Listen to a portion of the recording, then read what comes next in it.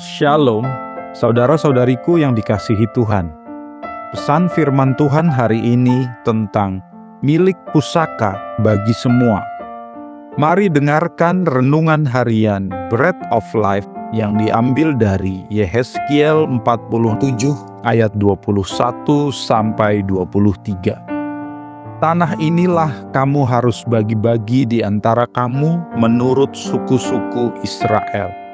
Dan kamu harus membagi-baginya menjadi milik pusaka di antara kamu dan di antara orang-orang asing yang tinggal di antara kamu, yang melahirkan anak di tengah-tengahmu, dan mereka harus kamu anggap sama seperti orang Israel asli. Bersama-sama kamu, mereka harus mendapat bagian milik pusaka di tengah-tengah suku-suku Israel. Jadi, kalau di tengah-tengah sesuatu suku ada tinggal orang asing, disitulah kamu berikan milik pusakanya. Demikianlah firman Tuhan Allah. Bacaan Alkitab ini berbicara tentang pemulihan tanah Israel secara eskatologis dalam nubuat tentang masa depan.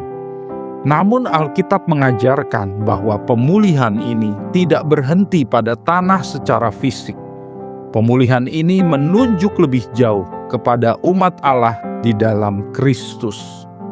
Dalam Perjanjian Baru, kita melihat bahwa janji Allah ini digenapi di dalam Tuhan Yesus Kristus. Orang-orang yang percaya kepada Kristus dipersatukan menjadi satu umat Allah, baik orang Yahudi maupun non-Yahudi. Apa yang dulu digambarkan sebagai pembagian tanah, kini digenapi sebagai bagian dalam kerajaan Allah, tempat semua orang percaya memperoleh milik pusaka.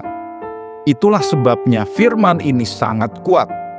Tuhan sengaja menyebut orang asing, orang-orang yang bukan bagian Israel secara lahiriah, tetap diberi warisan atau milik pusaka yang sama.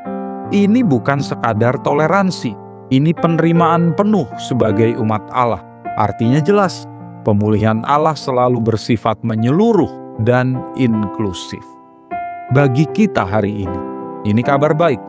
Karena di dalam Kristus kita bukan tamu, kita bukan pendatang, kita bukan orang asing, kita bagian dari umat Allah.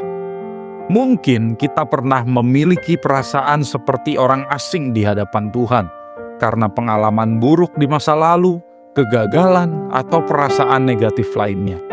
Namun firman ini mengingatkan bahwa bagian bagi kita ditentukan oleh anugerah Allah, bukan oleh latar belakang. Kita juga diingatkan tentang cara kita memandang sesama. Jika Tuhan menerima dan memberi bagian bagi kita, kita pun dipanggil untuk hidup dengan hati yang sama, yaitu membuka ruang bagi pemulihan, tanpa membangun batas dan pagar bagi sesama. Kita pun dipanggil untuk membuka hati bagi sesama. Mari kita memandang orang lain bukan dengan kecurigaan, jarak, atau penghakiman, melainkan kasih Tuhan yang mengajar kita untuk rendah hati dan terbuka. Kita menerima sesama karena kita telah lebih dulu diterima oleh Tuhan.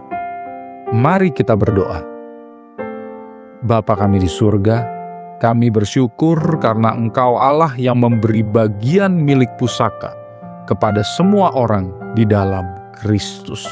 Terima kasih karena di dalam rencanamu kami tidak dilupakan dan tidak disisihkan. Ampuni kami jika kami sering merasa tidak layak. Ampuni kami jika kami menutup hati terhadap sesama. Ajari kami untuk melihat diri kami dan sesama dengan cara pandang-Mu. Teguhkan kami bahwa hidup kami ada di dalam tangan-Mu dan Engkau senantiasa beserta dengan kami. Di dalam nama Tuhan Yesus kami berdoa. Amin.